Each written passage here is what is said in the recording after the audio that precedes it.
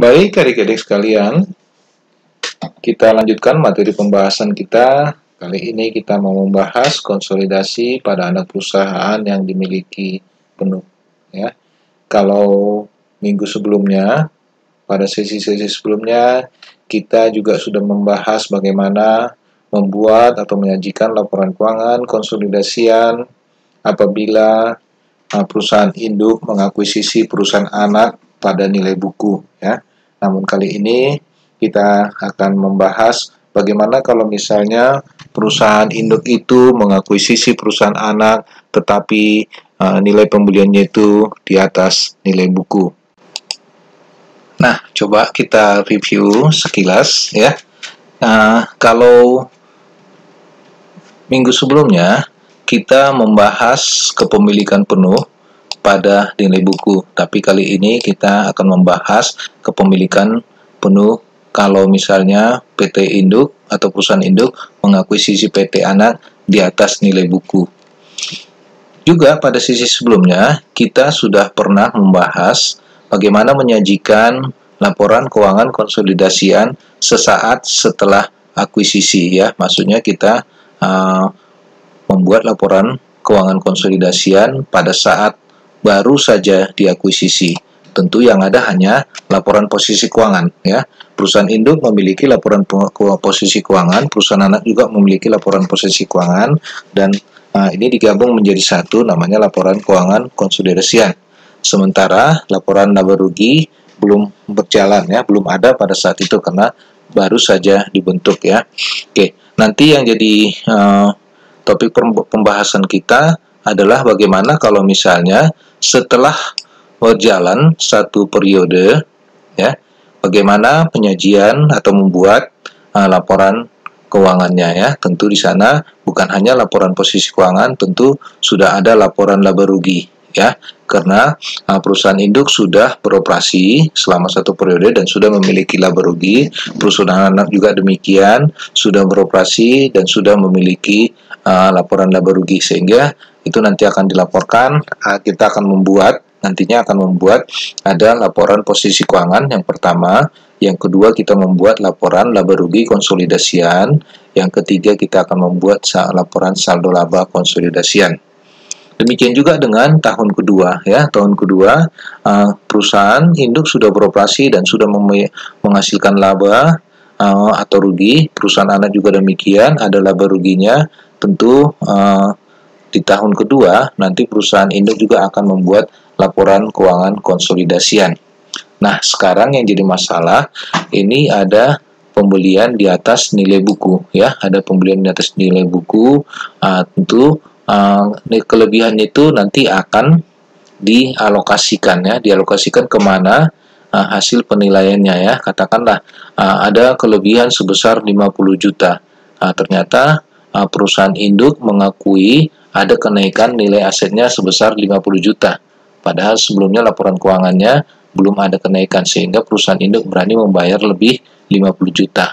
Nah, yang jadi masalah, bagaimana kalau misalnya yang dialokasikan itu adalah aset ya, aset katakanlah peralatan ya, peralatan itu didepresiasi.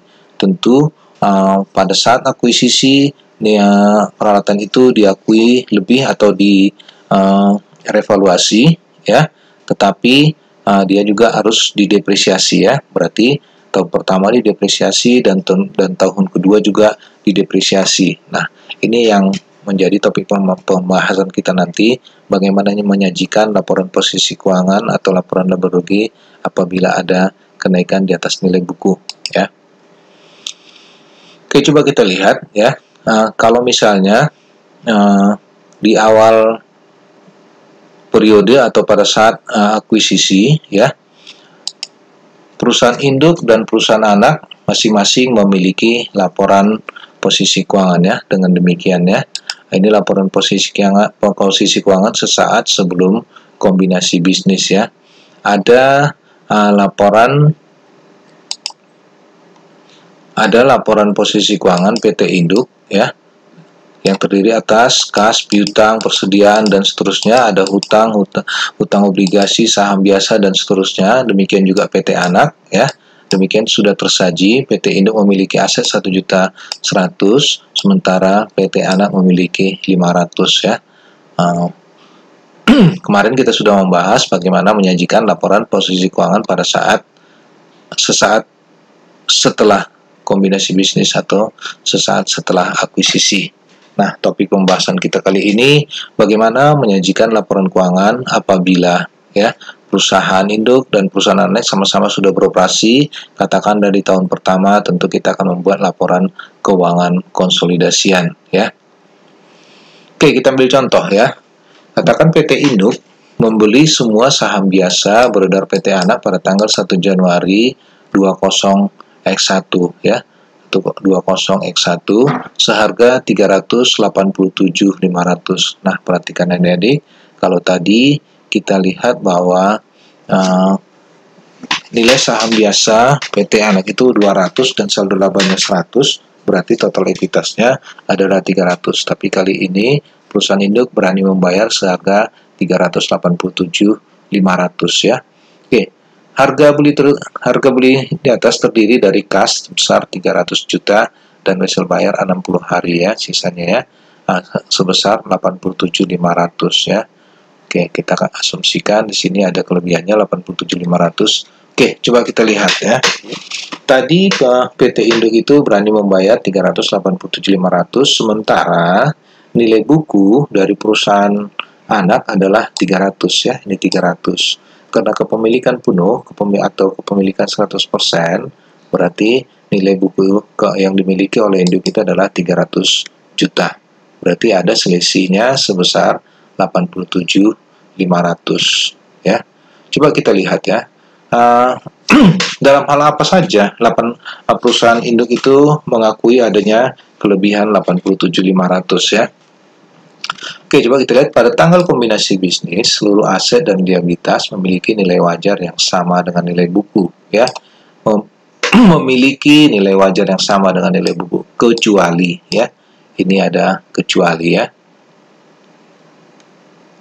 Oke, coba kita lihat, ada 3 item, ya, sehingga menaikkan nilai akuisisi daripada perusahaan induk. Yang pertama ada persediaan, yang kedua ada tanah, dan ketiga ada bangunannya. Kita lihat persediaan. Tadi di awal sebelum akuisisi, nilai buku yang tercatat di laporan posisi keuangan adalah 60, sementara sekarang diakui sebesar 65. Sehingga ada kenaikannya sebesar 5 juta ya, pengakuan ada kenaikan sebesar 5 juta. Demikian juga tanah ya. Tadinya nilainya 40, sekarang 50, berarti ada kenaikannya sebesar 10. Dan bangunan juga demikian, tadinya 300, sekarang diakui 360, berarti ada kenaikan seharga 300, senilai 60 juta ya. Oke, kalau kita total 5 tambah 10 tambah 60, totalnya adalah 75 juta ya. Masih 75 ya. Tadi kelebihannya adalah 87,5 ya, 87,5, sehingga ada sisanya sebesar 12.500.000. Dan ini diakui sebagai goodwill ya. Ini diakui sebagai goodwill. Oke, kalau kita lihat gambaran sekilas ya, skemanya ya. Ini hubungan antara total harga beli yang dibayarkan untuk saham PT anak ya. Hubungannya antara harga beli dengan nilai wajar dan nilai buku ya. Oke, kita lihat tadi PT induk berani membayar 387, sementara nilai buku dari anak itu adalah 300, berarti ada kelebihan sebesar 87 ya. Kita sebut dengan selisih atau diferensial ya. Oke. Kemudian biaya perolehan ya. Biaya perolehan itu adalah 387.500, sementara nilai wajarnya adalah 375, berarti ada selisih sebesar 12.500 ya. Tadi ya, berarti ada selisihnya sebesar 12.500. Coba kita lihat, tadi nilai wajar yang diakui 375, sementara nilai bukunya 300, berarti ada pengakuan sebesar 75 juta. Itu tadi ya, untuk dialokasikan kepada persediaan peralatan sama tanah tadi ya. Oke, bagaimana pencatatan yang dilakukan oleh PT induk ya? Oke, kita lihat PT Induk mencatat investasinya, katakanlah kita asumsikan dengan menggunakan metode ekuitas ya, pada tanggal 1 Januari ya. Oke, oleh karenanya jurnal yang dibuat oleh PT Induk, karena dia mengeluarkan kas sebesar 300 kasnya, dia mengeluarkan kas 300 dan sisanya merupakan utang ya. Oke, ini kepemilikan Induk di PT Anak adalah 387, sehingga Induk mencatatnya sebagai investasi pada saham PT Anak ya.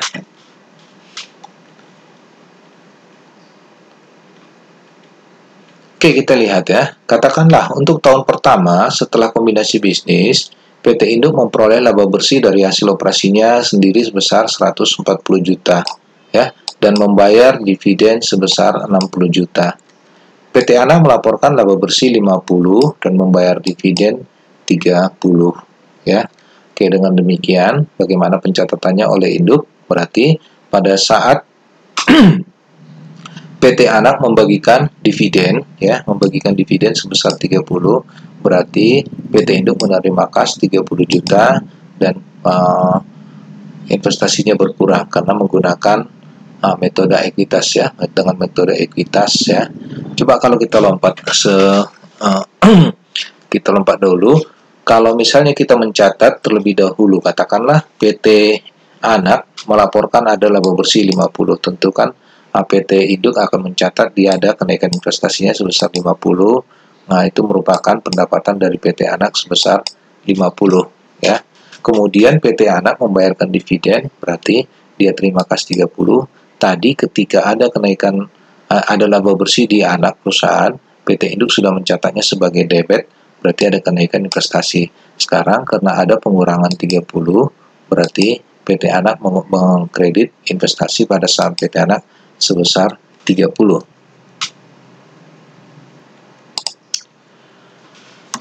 Nah, karena tadi ada kelebihan ya 37,5, sekarang kita mau melihat jurnal yang dibuat oleh PT Induk ya.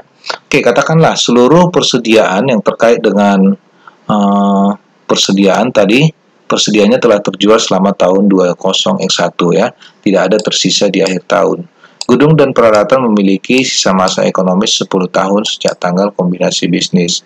Penyusutan menggunakan metode garis lurus, oleh karenanya kita akan mencatat ada jurnal tambahan ya. Oke, ketika persediaan tadinya sudah dicatat ada kenaikan 5 juta, ternyata pada tahun ini seluruhnya sudah terjual di PT Anak ya. Oleh karenanya kita akan menyesuaikan laba atas persediaan yang terjual ya. Tadi pada saat akuisisi investasi pada PT Anak sudah naik 5 juta, berarti sekarang kita kredit ya 5 juta ya. Tadi karena penjualan di PT Anak itu sebenarnya persediaan yang dimiliki PT Induk dan sudah diakui sebagai pendapatan ya, oleh karenanya pendapatannya harus kita kurangi ya. Oke, bagaimana dengan bangunan ya? Tadi pada saat akuisisi ada kenaikan nilai bangunan sebesar 60 juta ya, tapi karena dia setiap tahunnya itu harus didepresiasi atau kenaikannya kita amortisasi selama 10 tahun, berarti tiap tahun nilainya harus kita amortisasi atau kita kurangi ya. Oleh karenanya tadi ketika akuisisi investasi bangunan dan peralatan tadi sudah diakui sebagai kenaikan investasi sebesar 60, tapi setiap tahun kita harus mengamortisasi, berarti ada penurunan nilai investasi sebesar 6 juta per tahun ya. Karena amortisasi ini adalah penurunan nilai setiap tahunnya akibat depresiasi. Depresiasi itu masuk ke dalam laporan laba rugi anak. Tadinya perusahaan induk itu sudah mencatat sebagai pendapatan hasil daripada laba rugi anak. Oleh karenanya sekarang kita kurangi sebesar 6 juta ya.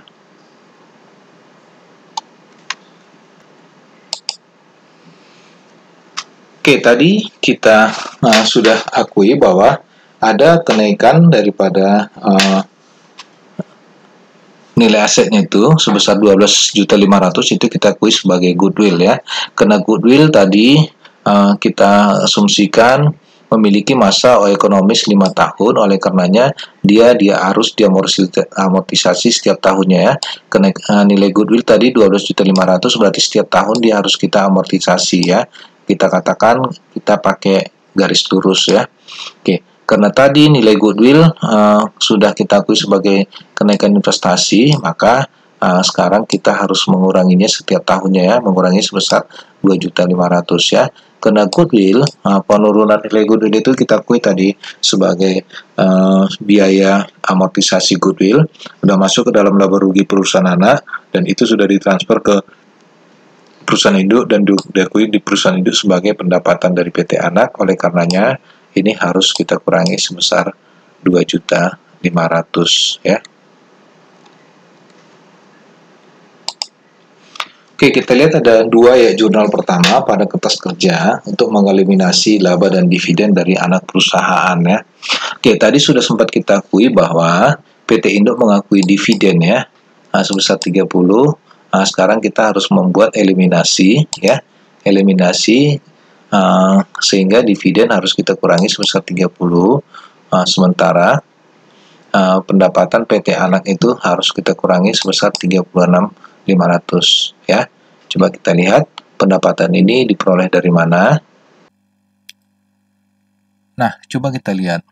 Tadi pendapatan dari anak perusahaan itu didebit sebesar 36.500. Dari mana? Ini diperoleh dari pendapatan dari laba anak perusahaan yang diakui oleh induk ya. Tahun berjalan itu ada sebesar 50 juta. Kemudian ada pengakuan selisih persediaan yang telah dijual itu sebesar 5 juta. Kemudian ada amortisasi ya, amortisasi dari bangunan dan peralatan sebesar 6 juta, dan kemudian ada amortisasi dari goodwill sebesar 2.500.000. Sehingga kalau kita lihat pendapatan bersihnya itu adalah sebesar 36.500.000. Oleh karenanya kita kembali pendapatan dari anak perusahaan itu kita debit 36.500.000, sementara dividen itu 30 juta, berarti ada selisihnya sebesar 6.500.000 ya. Kemudian kedua, kita mengeliminasi klaim kepemilikan antar perusahaan ya. Oke, ini saldo awal saham biasa itu masih tetap 200. Kemudian saldo awal 1 Januari itu sebesar 100 juta. Kemudian ada selisih, kemudian ada investasi ya, kita coba hitung investasi yang diakuisisi ya, yang dibayar oleh perusahaan induk tadi adalah 387.500, berarti ada selisihnya sebesar 87.500 ya. Oke, kemudian kita lihat ya, selisih yang 87.500 itu kita alokasikan kemana? Yang tadi itu ada kepersediaan 5 juta karena persediaan sudah terjual pada tahun berjalan, berarti dia persediaan menjadi beban pokok penjualan ya. Kemudian ada kenaikan tanah sebesar 10 juta, kemudian ada kenaikan bangunan dan peralatan 60 juta, kemudian ada kenaikan goodwill 12.500 ya. Ini angkanya menjadi 87.500. Kemudian selama periode berjalan ya, tadi peralatan itu ada 60 juta diakui pada awal periode tadi, karena bangunan itu umur ekonomisnya adalah 10 tahun, berarti setiap tahunnya itu harus didepresiasi sebesar 6 juta ya. Dengan demikian, jurnal standar yang kita pakai, beban penyusutan pada akumulasi penyusutan adalah sebesar 6 juta ya. Kemudian goodwill, ya goodwill tadi ada sebesar 12.500.000 karena umur ekonomisnya adalah 5 tahun, ya maka dia akan diamortisasi sebesar 2.500.000 per tahun. Dengan demikian, ini boleh kita debit biaya penurunan nilai goodwill atau amortisasi nilai goodwill itu sebesar 2.500.000 dan goodwillnya ada penurunan nilai sebesar 2.500.000 ya. Dengan demikian, dari seluruh jurnal yang tadi kita buat, jurnal eliminasi, coba kita lihat di awal ya. Jurnal eliminasi yang pertama tadi ya, Yang pertama ada, kita lihat yang pertama ya, nih ya, yang pertama pendapatan dari anak perusahaan ya.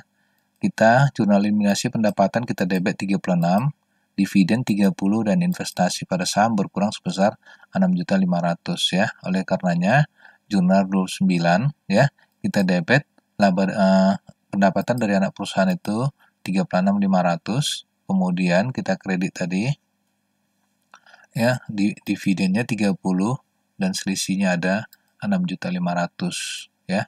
Kalau kita teruskan seperti jurnal-jurnal sebelumnya, semua jurnal eliminasi tadi kita masukkan ke kolom eliminasi ya. Namun satu hal yang perlu diingat ya, jurnal eliminasi yang di bawah ini ya, ini adalah jurnal eliminasi saldo awal. Oleh karenanya hati-hati, di sini sering sekali anak-anak salah memasukkan. Ini saldo laba 1 Januari adalah 100 juta ya. Oleh karenanya kita jangan masukkan di dalam saldo laba yang di bawah 100 juta, tapi dimasukkan ke saldo laba awal ya. Ini 100 juta. Oke, kita lewatkan. Katakanlah adik-adik sudah masukkan semua jurnal eliminasi ke dalam kelompok ini. Sehingga kita coba split ya. Ini kertas kerja konsolidasi. Kertas kerja konsolidasi bagian pertama itu adalah bagian laba rugi. Angka ini kita masukkan dari, katakanlah sudah diberikan data penjualannya 200, beban pokoknya 150, 115, mau depresiasi 20 dan seterusnya. Ini kita tinggal masukkan dan kita sudah selesaikan kolom eliminasi ya. Sesi sebelumnya kita sudah bahas. Tugas kita berikutnya adalah setelah kita membuat eliminasi di kelompok pertama, kelompok laporan laba rugi, kita lihat bahwa di sini ada laba sebesar 50 juta. Jangan lupa laba 50 juta ini akan masuk ke dalam laporan saldo laba ya. Karena tadi saldo laba awalnya 100, kemudian ada laba bersih 50, berarti saldo laba akhirnya adalah 150 ya. Kita pindahkan ya debitnya ya. Oke, dengan demikian kita lihat saldo laba akhir ini akan kita pindahkan ke saldo laba di laporan posisi keuangan ya. Ini kelompok 3, laporan posisi keuangan. Jangan lupa bahwa yang 50 juta ini bukanlah merupakan jurnal, tetapi pemindahan dari saldo sebelumnya. Dan 150 juta ini juga bukan merupakan jurnal, tetapi itu pemindahan dari sebelumnya ya. Tolong perhatikan anak-anak ya. Karena ini pernah ada mahasiswa menanyakan kepada saya, ini dari mana Pak? Ya, 150, ini dari mana? Jadi itu bukanlah jurnal, tetapi pemindahan ya, pemindahan. Demikian juga di kolom kredit ya, kolom kredit ini 0, kita pindahkan kemari ada 0 ya. Kemudian di sini ada dividennya 30, berarti 30 juta dia kreditnya ya. Ini kita pindahkan ke bawah ke dalam saldo laba 30 juta ya. Selebihnya adalah jurnal. Dengan demikian, untuk kertas kerja terakhir kali kita harus membuat kolom konsolidasi ya. Di sini tadi penjualan 400, ada dari anak 200, berarti totalnya adalah 600 ya. Kemudian di sini laba dari PT anak ini kredit 36.500, kemudian di debit berarti saldonya menjadi 0. Demikian seterusnya seperti apa yang sudah kita kerjakan pada sesi sebelumnya.